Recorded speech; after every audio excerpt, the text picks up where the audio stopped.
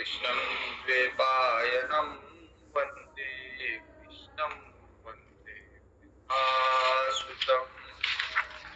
श्रीमद् भागवत महापुराण के चतुर्थ स्कंद, जिसका नाम विसर्ग स्कंद है, उसमें हम ध्रुव जी का प्रसंग देख रहे हैं। ध्रुव जी के प्रसंग में हमने देखा अभी तक कि कैसे ध्रुव जी अपने पिता के गोद में बैठना चाहते थे, लेकिन ध्रुव जी की माता जी, ध्रुव जी की सौतेली माता जी सुरुचि, उन्होंने ध्रुव जी को अपने पिता की गोद में नहीं बैठने दिया और ये कहा कि अगर पिता के गोद में बैठना है या राज सिंहासन, पिताजी राज सिंहासन में बैठे हुए थे, तो राज सिंहासन में बैठना है तो तुमको मेरे गर्भ से उत्पन्न होना पड़ेगा।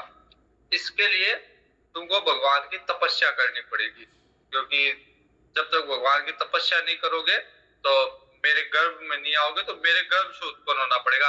कहने का तात्पर्य ये था कि राज सिंहासन पे वही बैठेगा जिसने मेरे गर्भ से जन्म लिया, मतलब मेरा बेटा ही राज सिंहासन पे बैठेगा। तो ये क्या है कि सुरुचि और सुनीति, ये दो तरह की बुद्धि होती है हमारे अंदर। एक तो रुचि प्रधान, सुरुचि मतलब रुचि प्रधान की जो हमारी इच्छाएं क्या होती है, और एक सुरुचि और सुमति, सुनीति, एक नीति प्रधान।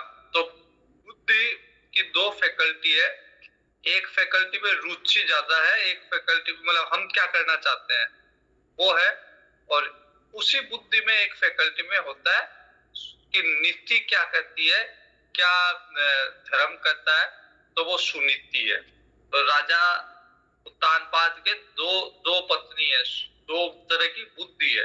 एक तरह से एक सुरुचि जिसमें उसकी क्या इच्छा है, उसकी क्या वांछा है, क्या चाह है वो है, और एक सुनीति जो क्या धर्म क्या कहता है वो होना चाहिए। लेकिन हम लोग क्या कहते हैं, राजा उत्तानपाद ने भी यही कर रखा था, सुनीति को तो महल से बाहर निकाल रखा था, तिरस्कार कर रखा था, और सुरुचि को अपने पास रखता था। तो हम लोग भी जो सुनीति होती है, जो अच्छी बुद्धि होती है, जो धर्म पे चलने वाली बुद्धि है, उसका तो हम लोग तिरस्कार करके रखते हैं, उसको तो तिरस्कृत कहीं बाहर कोने में डाल के रखते हैं। सुनीति को भी बाहर कोने में डाला हुआ था। लेकिन हमेशा भगवान का भक्त सुनीति से जन्म लेता है। सुरुचि को लगता है, वो तरह तरह की कल्पना करके बैठती है कि मेरा बेटा राजा बनेगा, जबकि बनेगा सुनीति का। भक्त बनेगा तो सुनीति का, राजा बनेगा तो सुनीति का, और राजा से भी बड़ा पद प्राप्त करेगा सुनीति का। लेकिन और ये सुरुचि वाला बेटा है, वो आगे आएगा कि युद्ध में मारा जाएगा, यक्षों के साथ युद्ध करता करता मारा जाएगा। लेकिन सुरुचि की हमेशा ये इच्छा होती है, रुचि होती है कि मेरा बेटा राजा बने, या मेरी इच्छाएं सफल हो, मैं जैसा चाहूं वैसा ही हो, और सुनीति चाहती है कि जैसा धर्म हो वैसा हो। तो जब सुरुचि ने कहा कि राज सिंहासन में बैठने के लिए भगवान की तपस्या करनी पड़ेगी, ऐसे ही राज सिंहासन पे, क्योंकि मेरे गर्भ से जन्म नहीं ले रखा तूने, तो ऐसे ही राज सिंहासन पे नहीं बैठ सकता, जबकि बड़ा भाई ध्रुव था। तो अगर राजा के पुत्र के हिसाब से देखा जाए तो ध्रुव का अधिकार था, लेकिन राजा भी मौन हो गया, राजा भी कुछ बोला नहीं। उत्तानपाद काम के विवश हो गए। तो हमारे मन में जब काम उत्पन्न होता है या कोई भी तरह की कामना होती है, तो हम सुरुचि का साथ दे देते हैं, सुनीति को इग्नोर कर देते हैं। तो सुरुचि कई बार इतनी प्रबल हो जाती है, इतनी प्रभावी हो जाती है, इतनी शक्तिशाली हो जाती है कि हम जो नीति की बात होती है उसको इग्नोर कर देते हैं। तो राजा भी विवश हो गया काम के प्रभाव के कारण, या सुरुचि की सुंदरता के कारण राजा विवश हो गया, और ध्रुव के साथ हो रहे अन्याय को देखता रहा। ध्रुव जी जब वन को चले गए, नारद जी ने मार्गदर्शन किया तो कभी भी भगवान के पथ पे जाने वाले व्यक्ति का कोई ना कोई साधु संत उसका मार्गदर्शन करते हैं, जैसे नारद जी ने किया। और नारद जी ने ध्रुव जी को द्वादश अक्षर की, द्वादश अक्षर मंत्र की दीक्षा दी। ओम नमो भगवते वासुदेवाय, ओम नमो भगवते वासुदेवाय, ये द्वादश अक्षर मंत्र है। तो ध्रुव जी ने इस मंत्र को सिद्ध किया। और उधर उत्तानपाद के पास नारद जी आए, तो नारद जी को देख के, कोई साधु सन्यासी को देख के फिर अपनी गलती का एहसास होता है कि मैंने, उत्तानपाद को भी अपनी गलती का एहसास हुआ कि मैंने सुरुचि के मोह में या काम के विवश होके मैंने सुरुचि का विरोध नहीं कर पाया मैं। तो हम भी, हमारी जो सुरुचि होती है, जिसमें हमारी मनोकामना होती है, हमारी इच्छा होती है, हम जो करना चाहते हैं, उसका हम जानते हुए भी कि ये अधर्म है, हम उसका विरोध नहीं कर पाते। तो उत्तानपाद भी कहते हैं कि मैं सुरुचि का विरोध नहीं कर पाया और मैंने छोटे से बालक के साथ अन्याय होते हुए उसको मैंने सहन किया, देखा। लेकिन अब मैं चिंतित हूँ बालक के बारे में। तो नारद जी कहते हैं चिंता की आवश्यकता नहीं है, आपका बालक जो है भगवान की तपस्या कर रहा है और उसे भगवान का आशीर्वाद मिलने वाला है। तो ये जो सुरुचि और सुनीति की जो आपस में जो खिंचातान चलती है हमारे दिमाग में भी, उसमें जो हम हैं जो अच्छे से जानते हुए भी कि नित्य की बात होनी चाहिए, लेकिन हम नित्य को छोड़ के रुचि की बात, या रुचि हमसे अपनी बात मनवा लेती है और नित्य को हम छोड़ देते हैं। तो नारद जी ने कहा कि चिंता मत करें, आपका बालक जो है वो तपस्या कर रहा है और भगवान जल्दी उस पर प्रसन्न होंगे। उधर ध्रुव जी ने ऐसी तपस्या की कि 6 महीने के अंदर ही जो नारद जी ने द्वादश अक्षर की दीक्षा दी थी, उसको तल्लीन भाव से ध्रुव जी ने उस मंत्र का जाप किया और 6 महीने के अंदर ही पूरी सृष्टि का एकीकार हो गया ध्रुव जी के साथ। तो अब ध्रुव जी ने जैसे ही सांस रोका, सृष्टि का सांस भी रुक गया, मतलब व्यष्टि का समष्टि के साथ एक ही भाव हो गया, तादाद में हो गया, सामंजस्य हो गया। तो जैसे ध्रुव जी ने सांस रोका, सृष्टि का सांस भी रुक गया। देवता लोग परेशान होके ब्रह्मा जी के पास गए, भगवान के पास गए। भगवान ने कहा चिंतित ना होए, मेरा भक्त तपस्या कर रहा है और सृष्टि का सांस इसलिए रुक गया क्योंकि अभी ध्रुव जी का पूरी सृष्टि से एक ही भाव हुआ है। तो मैं जल्द जाके उनकी समाधि को तुड़वाता हूँ और उनको वरदान देता हूँ। भगवान गए ध्रुव जी के पास और ध्रुव जी अब भगवान की स्तुति कर रहे हैं। हम यहाँ तक थे ध्रुव जी की स्तुति तक। तो ध्रुव जी पहले तो ध्रुव जी सोचते भगवान के अंदर, ध्रुव जी अपने हृदय के अंदर भगवान के दर्शन कर रहे होते हैं, समाधि अवस्था में होते हैं। भगवान जब सामने आते हैं उसी रूप में, तो ध्रुव जी का ध्यान अंदर ही है। फिर भगवान ध्रुव जी का ध्यान छुड़वा के और ध्यान बाहर निकलवाते हैं ताकि बाहर जो प्रकट में भगवान है उसके दर्शन हो सके। तो ध्रुव जी भगवान के दर्शन करते हैं और अब ध्रुव जी को कोई शब्द नहीं निकल रहे कि कौन से शब्द से मैं भगवान की स्तुति करूं। तो कितना ही जैसे ध्रुव जी तो बालक है, अबोध बालक है, या कोई कितना ही मूर्ख हो जिसको शब्दों का ज्ञान भी नहीं हो, लेकिन भगवान अपने स्पर्श से, अपने दर्शन से अबोध व्यक्ति को या मूर्ख से मूर्ख व्यक्ति को भी ज्ञान दे सकते हैं। तो भगवान ने अपना शंख ध्रुव जी को गले पे शंख को छुआया और उस स्पर्श मात्र से ध्रुव जी को सारा ज्ञान अपने आप स्वतः प्रकट हो गया। वेदमय शंख को उनके गाल से जैसे स्पर्श कराया और वेदमय वाणी प्राप्त हो गई ध्रुव जी।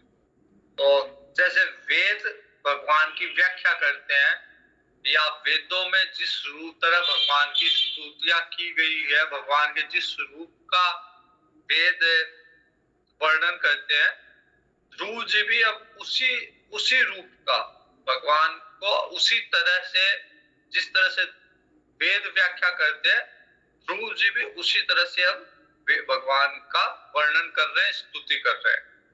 तो सबसे पहले ध्रुव जी कहते हैं यो अंत प्रविश्य मम वाचमिमां प्रसुप्तां संजीवयत् अखिल शक्तिधर स्वधाम्ना अन्याश्च हस्तचरण श्रवण त्वकादि प्राणान् नमो भगवते पुरुषाय तुभ्यम्। कहते हैं कि जो भगवान मेरे अंतःकरण में प्रवेश करके अपने तेज से मेरी सोई हुई वाणी को प्रकट कर रहे हैं। मतलब मेरे में ऐसी कोई वाणी में क्षमता नहीं थी या ऐसा कोई ज्ञान नहीं था, मेरी वाणी इतनी सामर्थ्यवान नहीं थी कि भगवान का वर्णन कर सके, लेकिन भगवान ही मेरे अंतःकरण में प्रवेश कर रहे हैं और वही इस वाणी को संजीव कर रहे हैं, चेतन कर रहे हैं उस वाणी को। और कहते हैं कि न केवल वाणी को चेतन कर रहे हैं, बल्कि भगवान ही मेरे सारे अंगों को, सारे इंद्रियों को चेतन किए हुए हैं। मेरे हाथ, पैर, कान, त्वचा, इंद्रियां, प्राण, सबकी चेतना भगवान के द्वारा ही दी हुई है। ऐसा तो हमारा शरीर जो है जड़ तत्वों से मिलकर बना हुआ है। पंच क्षिति, जल, पावक, गगन, समीर, ये सब जो पंच महाभूत है, जड़ है ये, इनमें कोई चेतना नहीं है। तो भगवान ही प्रवेश करके इनको चेतन किए हुए हैं। अन्यथा जैसे सांस निकल जाएगी या भगवान का अंश निकल जाएगा तो फिर वापस जड़ है। तो जब तक भगवान इस देह में है तब तक ही ये चेतन अवस्था को प्राप्त है। तो उस अंतर्यामी भगवान को प्रणाम करता हूं मैं, जिसके कारण मेरी सारी इंद्रियां संजीव है, मेरे प्राणों में चेतना है, जिसके कारण उस अंतर्यामी भगवान को प्रणाम करता हूं। एकस्त्वमेव भगवन् निधमात्म शक्त्या मायाख्ययोरुगणया महदाद्य शेषम् सृष्टवानु विषये पुरुषस्तदसद् अगुणेषु नानेव दारुषु विभावसु वद्विभासि। ध्रुव जी कहते हैं कि आप तो एक ही हो, एक त्वम एव, आप एक ही हो, आप एक ही हो, लेकिन माया शक्ति से आपने ये प्रपंच रच के और फिर अंतर्यामी रूप से आपने उसमें प्रवेश किया। मतलब आप ही हो, आपके अलावा कुछ नहीं है, लेकिन माया शक्ति के द्वारा आपने ये प्रपंच रचा। जैसे हमारे सपने के अंदर कौन होता है, मतलब जो हम लोग देखते हैं सपने के अंदर, मान लीजिए कई चीजें देखी, हाथी देखा सपने में, कुत्ता देखा, बिल्ली देखी, घर देखा, कोई महल देखा, कोई बाग बगीचा देखा, तो ये कौन है? कोई नहीं है, ये सब अपना मन ही है। सपने के अंदर अपने मन की कल्पना से ये सब बनते हैं। वास्तव में कोई हाथी थोड़ी ना आता सपने के अंदर। हाथी मतलब अपने शरीर में प्रवेश ही नहीं कर सकता, इतना विशालकाय हाथी होता है। तो ऐसा तो नहीं हो सकता कि हाथी वास्तव में आया हो और अपने अंदर हाथी ने प्रवेश किया हो और वास्तविक हाथी देख रहे हैं। जो हाथी सपने में बना हुआ है वो कुछ नहीं है, मन की कल्पना है। तो एक ही मन ने हाथी भी बना दिया, घोड़ा भी बना दिया, गधा भी बना दिया, महल भी बना दिया, नाना वस्तु बना दी। वैसे ही एक ही भगवान ने और सारी माया में जो गुणमयी माया है उससे ब्रह्मा जी से लेकर सारा प्रपंच उसी ने रच दिया। ये उसी की, जैसे सपने में हमारे मन की रचना थी, वैसे जागृत में भगवान के मन की रचना है। तो ये सारा प्रपंच रच के और फिर उसमें प्रवेश भी किया और उसको चेतन करने के लिए, उसको संजीव करने के लिए उसी भगवान ने उसमें प्रवेश भी किया। और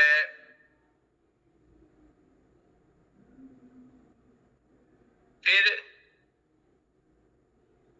जो अलग अलग इंद्रियां हैं हमारी, उसके अधिष्ठाता देवता द्वारा, जैसे आंखों के देवता सूर्य भगवान, तो उन देवताओं के द्वारा, उन देवताओं रूप में स्थित होकर अनेक रूप में भासते भगवान।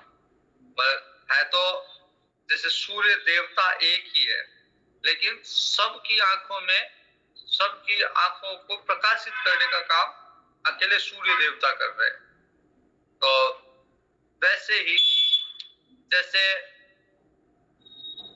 अगर मान लीजिए एक लाइट है, एक अग्नि है, तो अग्नि तत्व से एक ही है, लेकिन जैसी लकड़ी होगी अग्नि वैसी प्रकट होगी।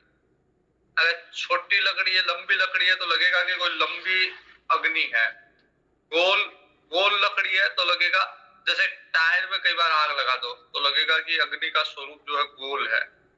वैसे कोई लंबी चीज में लगा दो तो जैसी वस्तु होगी अग्नि वैसी हो जाएगी प्रकट रूप में। लेकिन तत्व से अग्नि एक ही है। जो अग्नि गोल किसी वस्तु में है, लकड़ी में है, वही अग्नि लंबी लकड़ी में भी है। तो वैसे ही तत्वतः भगवान एक ही है, लेकिन वो चींटी से लेके हाथी तक अलग अलग जीवों में प्रकट हो रहे हैं।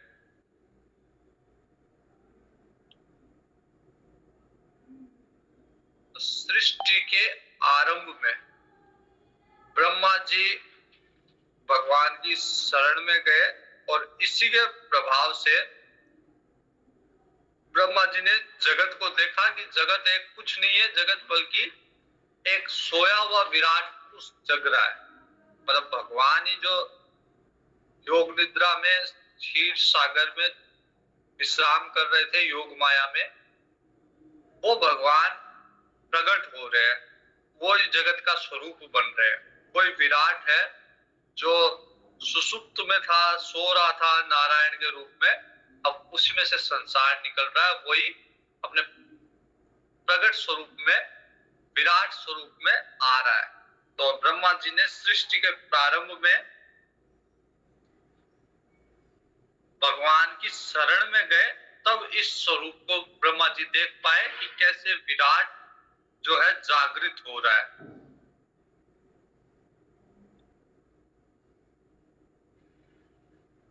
उन्हीं भगवान का जो विराट स्वरूप है भगवान का, उन्हीं नारायण भगवान का, उन्हीं विराट भगवान का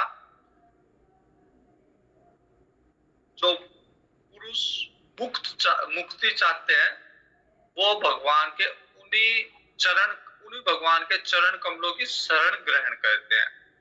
पर अन्य कोई रास्ता नहीं है मुक्ति का, भगवान नारायण की चरणों की शरण ग्रहण करना ही मुक्ति का मार्ग है। तो कोई भी कृतज्ञ व्यक्ति उन भगवान को कैसे भूल सकता है जिसके कारण हम सब कुछ कर पा रहे हैं, हम बोल पा रहे हैं, सुन पा रहे हैं, हम भोजन कर पा रहे हैं, चल पा रहे हैं। तो सारी जितनी भी गतिविधियां हैं वो उस भगवान के कारण ही है। भगवान अगर नहीं हो तो सांस निकल जाए फिर कोई व्यक्ति एक कदम भी नहीं चल सकता। अगर सांस निकल जाए तो एक शब्द भी नहीं बोल सकता, सांस निकल जाए तो एक शब्द भी नहीं सुन सकता। तो सारे जो हमारी गतिविधियां हो रही है, बोलना, खाना, पीना, चलना, टहलना, सुनना, तो सब भगवान के कारण ही है।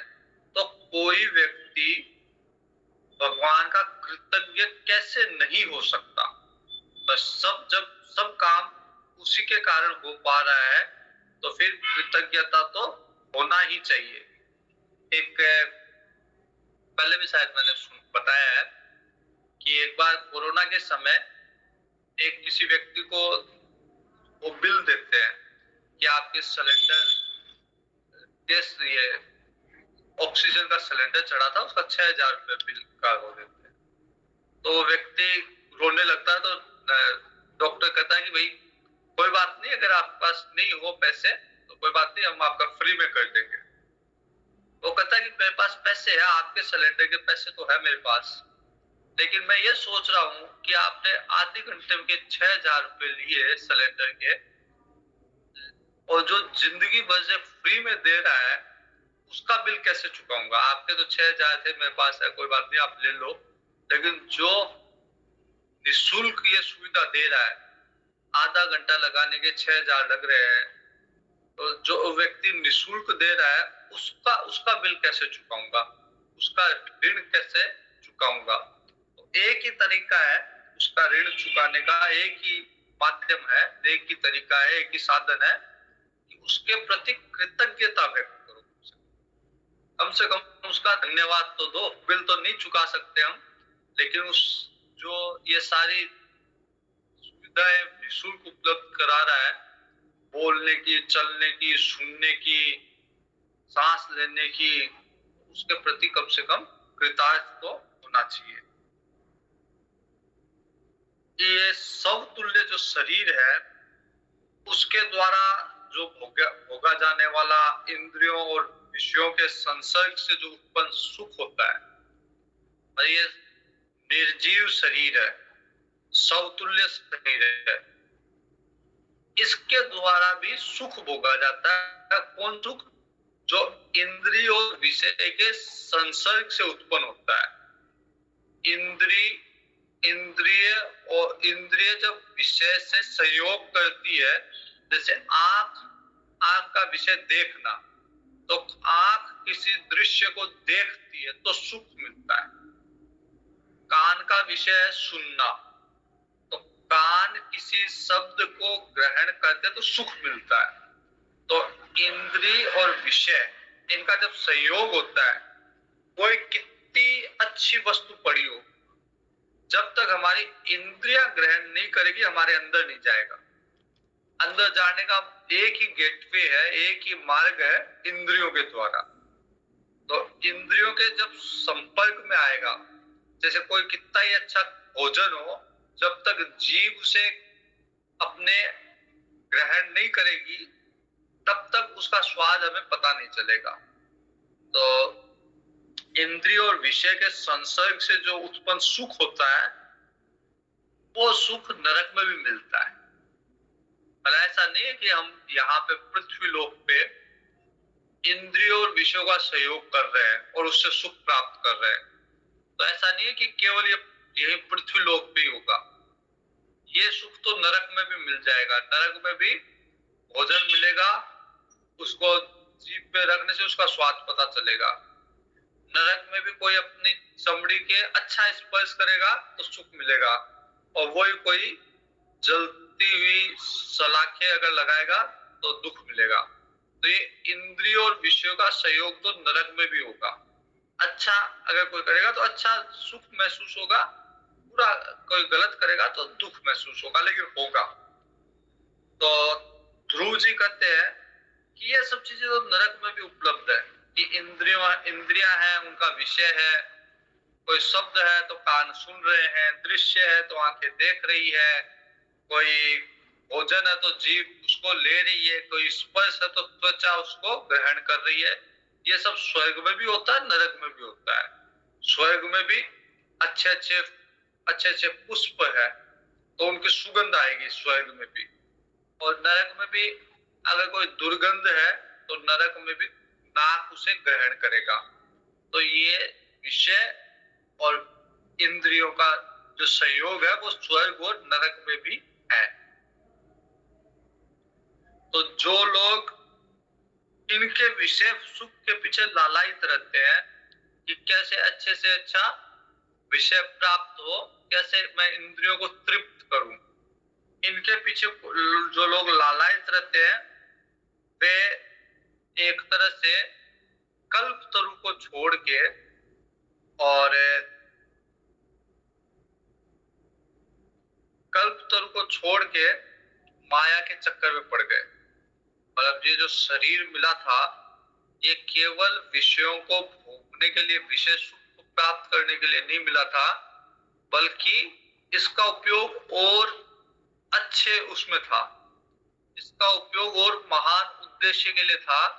इसका उपयोग, इस शरीर का उपयोग भगवान की मुक्ति के लिए था। लेकिन हम लोगों ने पृथ्वी पे जन्म लेके स्वर्ग और नरक में मुक्ति के साधन नहीं हो सकते। वहां तो केवल भोग भोगना है, अच्छा भोग भोगना स्वर्ग में, बुरा भोगना नरक में। तो वो भोग भूमि है, कर्म भूमि या ज्ञान भूमि, विवेक की भूमि ये पृथ्वी लोक है। इसमें हम लोग वो नहीं करके और हम लोग भी वो विषय सुख में लग गए, जो बाद में भी हो सकता है, जो स्वर्ग में भी हो सकता है, नरक में भी हो सकता है। लेकिन हम माया के प्रभाव से और जो वास्तविक उद्देश्य है उसको हम भूल गए।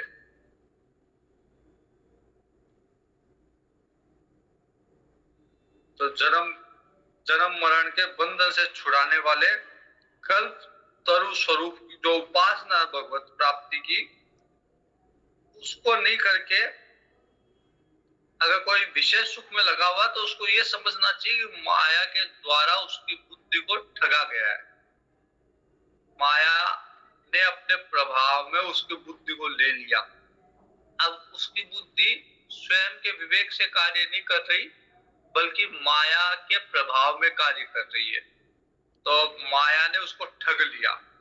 अगर भगवत प्राप्ति के साधन नहीं करके व्यक्ति विषय सुख में पड़ा हुआ है, और वो विषय सुख जो नरक में भी उपलब्ध है, उन विषय सुख में पड़ा हुआ है, तो फिर ये समझना चाहिए कि उसकी बुद्धि भगवान के द्वारा, भगवान की माया के द्वारा ठगी जा चुकी है। कई बार जैसे होता है ना कि बहुत बड़ा अवसर था लेकिन हमने उसका लाभ नहीं उठाया। तो यहाँ पे भी मनुष्य जन्म बहुत बड़ा अवसर है इस जन्म मरण के चक्कर से छूटने का, भगवान को प्राप्त करने का। लेकिन जब माया के द्वारा बुद्धि ठगी गई तो फिर उस अवसर को हम चूक गए। एक बार एक व्यक्ति होता है, भक्त होता है भगवान का, और वो भगवान की, महादेव की खूब सेवा करता है। नित्य कितनी बाढ़ आओ, बारिश आओ, धूप आओ, वो डेली भगवान के मंदिर में जाता है और भगवान की पूजा आराधना सेवा करता है। एक दिन बहुत बारिश आ रही थी और वो व्यक्ति भगवान के मंदिर चला गया और उसने पूजा भगवान की प्रारंभ कर दी। भगवान ने सोचा कि ये व्यक्ति बारिश में भी, इतनी बारिश में भीगता भीगता आया है, कितना बड़ा भक्त है मेरा, इसको वरदान देना चाहिए। भगवान भोलेनाथ प्रकट हो गए और प्रकट हो गए भगवान ने कहा, मैं बड़ा प्रसन्न हूं तेरे ऊपर, तू मांग जो मांगना चाहता है। उसने क्या, वो बारिश में भीगता भीगता है, तो वो खैनी खाता था। तो जर्दा खाते तो पहले क्या कि वो चूना अलग से मिलाते थे। तो उसने सोचा कि चूना तो आज हम लाए नहीं, आज तो चूना तो घर भूल आए। तो जैसे भगवान ने कहा कि मांग, क्या मांगना है, तो भगवान को कहता है कि वो मैं चूना घर भूल आया, तो वो चूना आप मेरे को अगर दिला दो तो मैं खैनी खा लूं। तो भगवान ने उसको चूना तो दे दिया, लेकिन भगवान ने सोचा कि ये कितना मूर्ख है, इसको मांगना भी नहीं आता। तो हम लोग भी कितना बड़ा अवसर था उसके पास, कुछ भी मांग सकता था, लेकिन जरा सी आदत के कारण, अपनी जरा सी गलत आदत के कारण वो उस अवसर से वो वंचित रह गया, या उसे मांगना भी नहीं आया कि क्या मांगना चाहिए, क्योंकि आदत से विवश, जो खैनी खाने की आदत है उससे विवश था, तो उस समय उसको लगा कि ये सबसे बड़ी आवश्यकता है। तो वैसे ही अगर मनुष्य जन्म लेके इन आदतों से विवश होके या इन विषय सुख से विवश होके भगवान की भक्ति अगर नहीं करता व्यक्ति, तो कल तरु को छोड़ के और फिर वो जंगली धतूरे के पेड़ ले रहा है। तो जो भगवान का भक्त है वो ही जीवन का लाभ प्राप्त कर रहा है, बाकी सब विषय सुख में लगे हुए हैं, जो विषय सुख तो हर कहीं पे भी है, नरक में भी है। तो ध्रुव जी भगवान की स्तुति कर रहे हैं, और ये सारा ज्ञान ध्रुव जी को हो गया क्योंकि भगवान ने शंख गले में स्पर्श कर दिया। तो भगवान के शंख के स्पर्श से ये सारा ज्ञान ध्रुव जी को प्राप्त हो गया। ध्रुव जी कहते हैं ऐसे लोग माया के द्वारा ठगे गए हैं।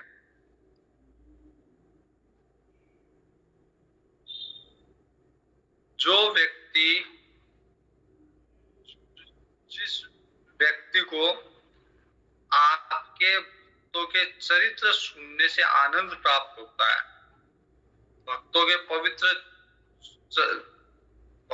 पवित्र चरित्र सुनने से या आपके चरणों का ध्यान करने से जो आनंद प्राप्त होता है वो निजानंद ब्रह्म से भी प्राप्त नहीं मिल सकता। मतलब जो आनंद भगवान के भक्तों के चरित्र सुनने से मिलता है या भगवान के चरणों पे ध्यान करने से मिलता है, वो मोक्ष में भी वो आनंद नहीं है, ब्रह्म सुख में भी वो आनंद नहीं है जो आनंद भक्तों के चरित्र सुनने से मिलता है।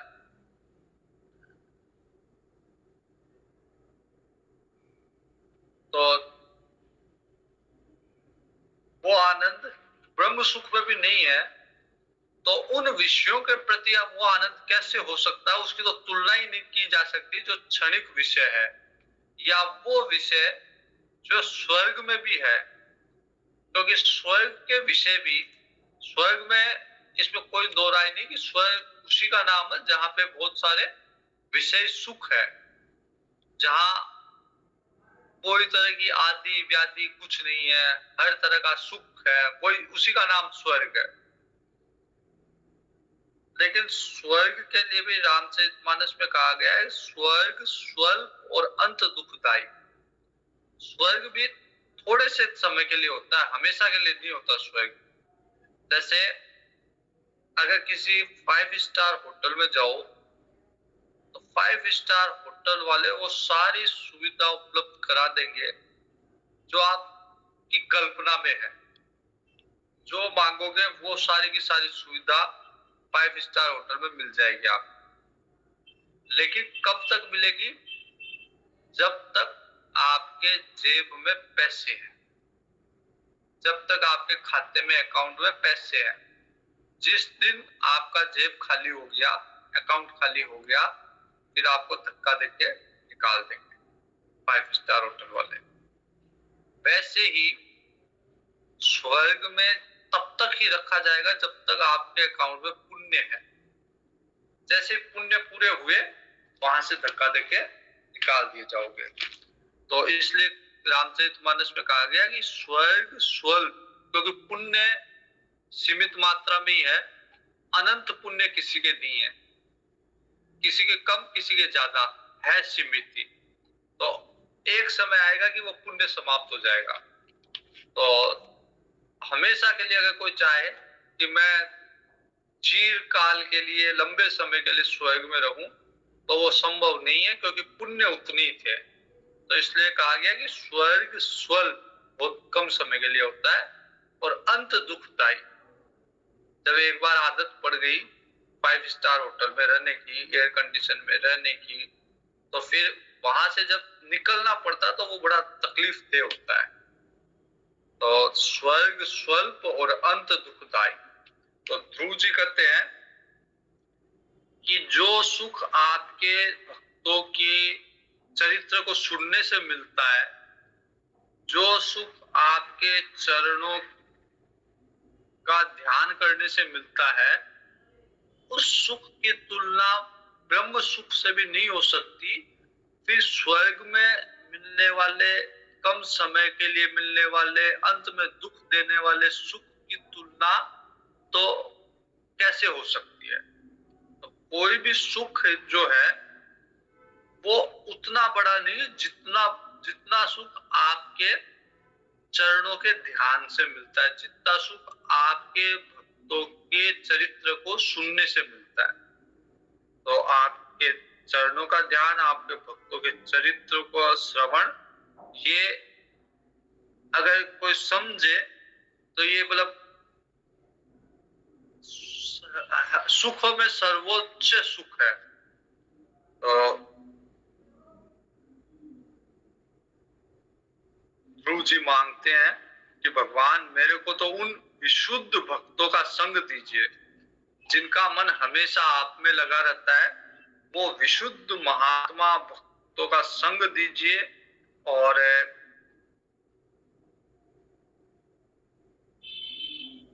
मैं उनके साथ आपकी कथा लीलाओं का पान करता रहूं और उन्मुक्त रहूं।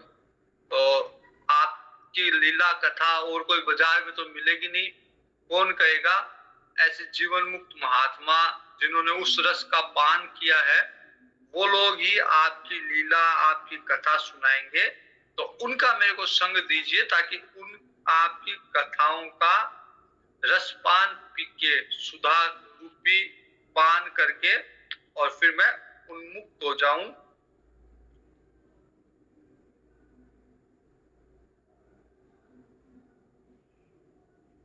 और पीकर उन्मत्त हो जाऊं और सहज ही इस अनेक दुख रूपी संसार से पार पा जाऊं।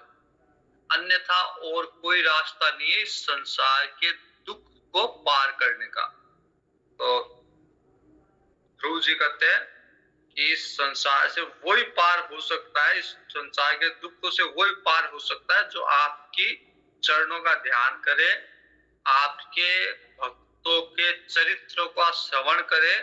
उससे वो उन्मत्त रहेगा और उस उन्मत्त अवस्था में इस संसार के दुखों को पार कर जाएगा।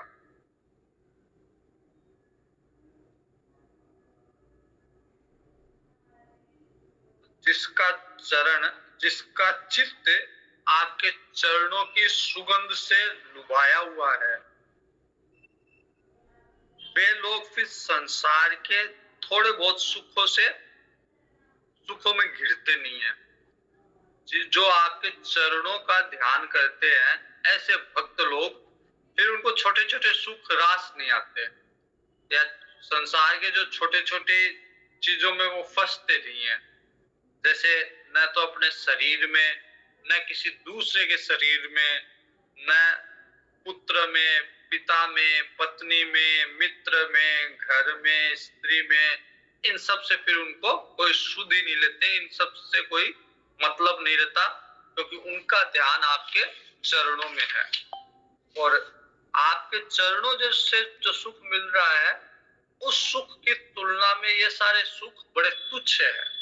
तो जब बड़ा सुख मिले, किसी को अगर केंद्र में मंत्री बना दे तो फिर वो पार्षद का चुनाव थोड़ी ना लड़ेगा।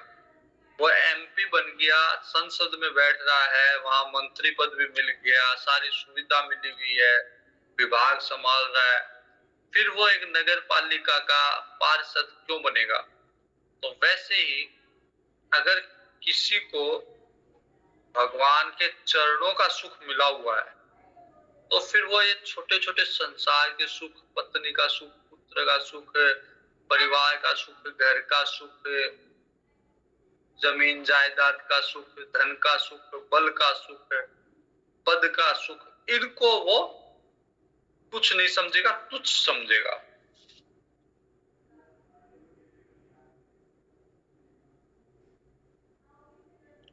ध्रुव जी कहते हैं कि हे परमेश्वर, मैं तो पशु, वृक्ष, पर्वत, पक्षी, सर्प, देवता, दैत्य, मनुष्य,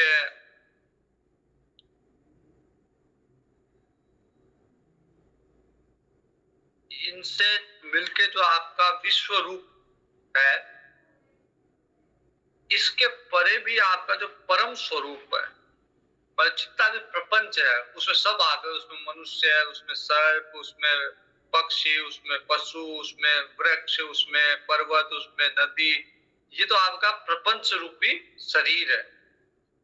इस शरीर से सद असदात्मक ये जो आपका स्थूल शरीर है, विश्व रूप कहो, विराट रूप कहो, ये आपका स्थूल शरीर है। और इससे परे आपका परम स्वरूप अलग है, मतलब भगवान के एक अंश में ये सारा प्रपंच है। केवल ये विश्व नहीं, ये ब्रह्मांड नहीं, जितना भी ब्रह्मांड, मतलब कितने ग्रह नक्षत्र, कितनी दूर दूर सूर्य चंद्रमा, ये सब, इनके अलावा भी जितने भी ब्रह्मांड हो सकते हैं, वो उसके अलावा भी जितना भी प्रपंच हो सकता है, वो सब प्रपंच भगवान के एक अंश में ही है। और बाकी का जो अंश है भगवान का, वो अमृतमय है। अभी भी भगवान केवल एक अंश में ही प्रपंच रचना करते हैं। बाकी जैसे खेत के एक भाग में कोई घर बनाता है और बाकी का तो अभी भी खेत ही है, तो वैसे ही उसको फार्म हाउस बोल देते हैं लोग, लेकिन फार्म हाउस का मतलब ही यही है कि उसमें फार्म भी है, मतलब हाउस के साथ साथ फार्म भी है, मतलब खेत के साथ, मकान के साथ साथ खेत भी है। तो भगवान आनंदमय इसलिए ही है, भगवान को कहते हैं सच्चिद आनंद। तो जो सच्चिदानंद है, जिसका जो आनंद सिंधु सुख राशि, भगवान राम के लिए कहा गया है कि जो आनंद सिंधु सुख राशि, भगवान आनंद के समुद्र है। तो वो तभी संभव हो सकता है जब प्रपंच सारे ना हो, क्योंकि प्रपंच तो सुख दुखमय है। जितना भी प्रपंच है, जे कितना ही ग्रह नक्षत्र, सूर्य चंद्रमा, पृथ्वी, ये सारे के सारा प्रपंच है, इसमें सुख दुख चलेगा। ये आनंद, पूर्ण आनंद का रूप नहीं हो सकता, क्योंकि प्रपंच है इसमें। और भगवान का जो स्वरूप है वो अभी भी आनंदमय है, और ये प्रपंच तो एक अंश में है, बाकी बाकी अभी भी भगवान आनंदमय है। तो ध्रुव जी कहते हैं कि ये जो विश्व रूप है आपका, इसके परे आपका जो परम स्वरूप है, उस स्वरूप का वर्णन कोई भी वाणी नहीं कर सकती। उसका वो इन इन इन परे का विषय है, वो आनंद, वो स्वरूप भगवान का, जहां वाणी की गति नहीं है। ध्रुव जी कहते उसका मेरे को पता नहीं। कल्प का अंत होने पर भी योग निद्रा में स्थित जो परम पुरुष है, परम पुरुष जब विश्व का अंत हो जाएगा प्रलय की अवस्था में, तो ये सारा का सारा प्रपंच भगवान अपने में लीन करके और शयन करेंगे। उन्हीं भगवान के नाभि समुद्र से ब्रह्मा जी प्रकट होते हैं, और वे भगवान आप स्वयं हैं। पर जिस भगवान के एक अंश में सारा प्रपंच है, और जो भगवान सारे प्रपंच को अंत में अपने में समाहित कर लेंगे, जिनके नाभि कमल से ब्रह्मा जी प्रकट होंगे और फिर से प्रपंच की रचना करेंगे। जिसके अंदर प्रपंच है, जिसके अंदर से प्रपंच की रचना होगी और जो प्रपंच को अपने में समाहित कर लेगा, मतलब जो उत्पत्ति करता है, जो पालन करता है, जो विनाश करता है, वो भगवान को मैं प्रणाम करता हूँ। और वही भगवान आप हो, मतलब जो चतुर्भुज रूप में ध्रुव जी के सामने जो भगवान है, तो ध्रुव जी कह रहे हैं कि आप वही हो जो जगत की उत्पत्ति, स्थिति और लय करने वाले हो।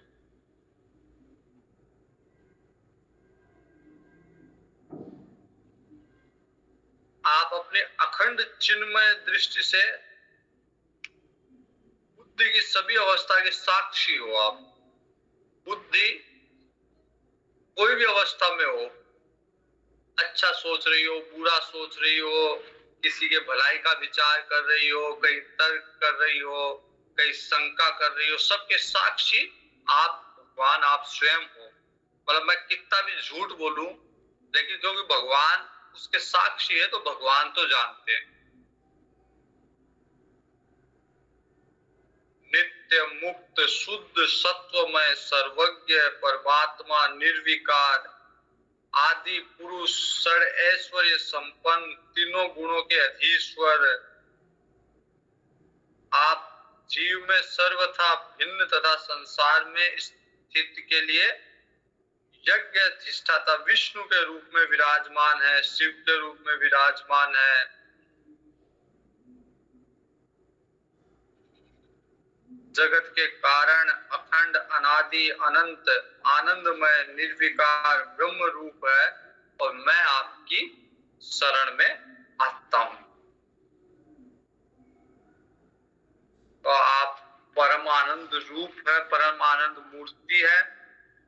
जो लोग ऐसा समझ के निष्काम भाव से आपका भजन करते हैं, और जिनके लिए राज्य का भोग की अपेक्षा भी आपके चरण की प्रधानता है, राज्य के भोगों का भी वो तिरस्कार कर देते हैं आपके चरणों के लिए।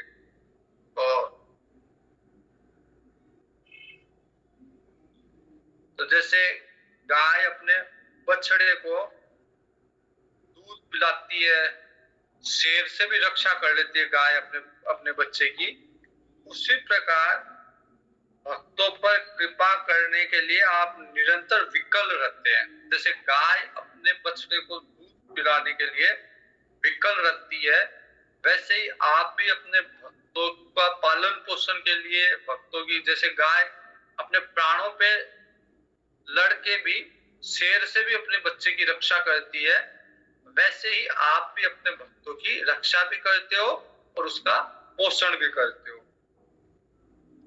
तो हम लोग जो जीव हैं, वो अगर सकाम भाव से भी आप कोई कामना पूर्ण भी आपकी अगर भक्ति करता है, तो फिर भी आप संसार के भय से उसकी रक्षा करते हो।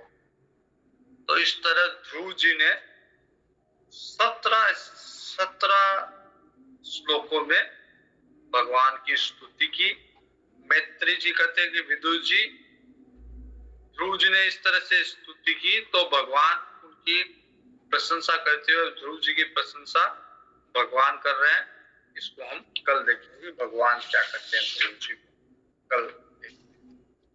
ओम पूर्णमद पूर्णमिदं पूर्णात् पूर्णमुदच्यते पूर्णस्य पूर्णमादाय पूर्णमेवावशिष्यते। ओम शांति शांति शांति। हरि ओम श्री गुरुभ्यो नमः। हरि ओम।